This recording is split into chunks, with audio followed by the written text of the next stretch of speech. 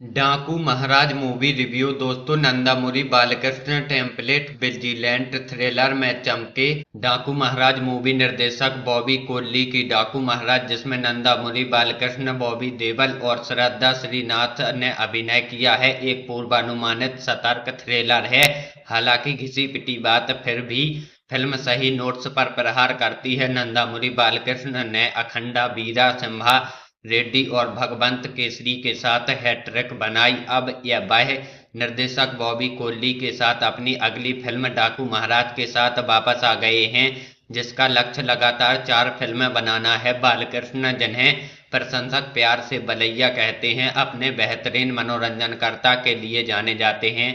क्या वह डाकू महाराज के साथ स्वर्ण पदक जीतेगा? गोविंद गुज्जर मरकंद देशपांडे नानाजी नंदामुरी बालकृष्ण को संदेश भेजता है कि बेबी वैष्णवी खतरे में है।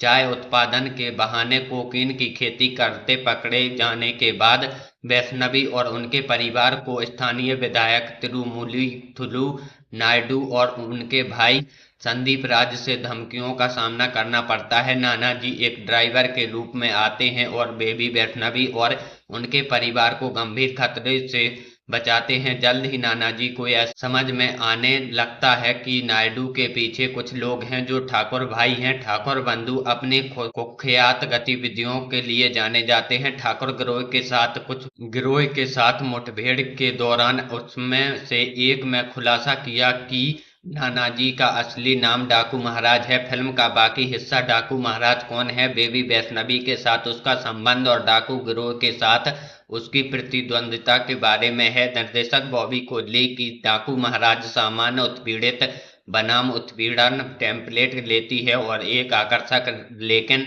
पूर्वानुमान योग्य मनोरंजन बुनती है। जबकि डाकू महाराज वास्तविक रूप से उत्पीड़ित नहीं है, वह एक उद्देश्य के लिए लड़ते हैं और उन्हें निगरानी रखने के लिए मजबूर किया जाता है। फिल्म कई तथाकथित मनोरंजक तत्वों के साथ एक फॉर्मूलाबद्ध दृष्टिकोण अपनाती है। उदाहरण के लिए, उर्वशी रौतेला वाले पूरे एपिसोड का कहानी में कोई महत्व नहीं है। अगर वह फिल्म में नहीं है तो इससे कोई फर्क नहीं पड़ेगा। पुनश्च भारी प्रतिक्रिया के बाद वायरल दाविदी दिविदी गाने में थोड़ा बदलाव आया है। जैसा कि कहा गया है, डाकू महाराज के फ्लैशबैक हिस्से फिल्म का पहला भाग बनाते हैं। जिस तरह से कहानी आगे बढ़ती है और जिस तरह से सिनेमेटोग्राफर विजय कार्तिकेय कन्नन ने इसका चित्रण किया है, वह फिल्म में गहराई जोड़ता है। बालकृष्ण 2 लुक में नजर आते हैं और उनके साथ न्याय करते हैं, एक ईमानदार सरकारी अधिकारी से एक निगरानी अधिकारी में उनका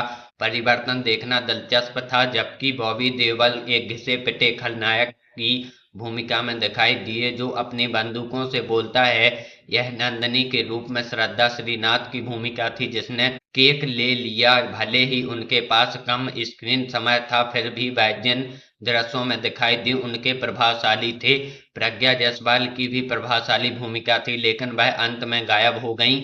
डाकू महाराज तकनीकी रूप से अच्छे हैं। सिनेमेटोग्राफर विजय कार्तिकेय कनन फिल्म के नायक हैं, क्योंकि उनके फ्रेम स्क्रीन को रोशन करते हैं। थमन के बैकग्राउंड स्कोर ने नंदामुरी बालकृष्ण के कई स्लो मो एलिवेशन दृश्यों को बेहतर बनाया। डाकू महाराज में सबसे बड़ा दोष इसकी पूर्वानुमेयता है। बॉबी कोल्ली ने फिल्म की कारोबारी को छुपाने की पूरी कोशिश की, लेकिन कुछ समय बाद यह विफल हो गया।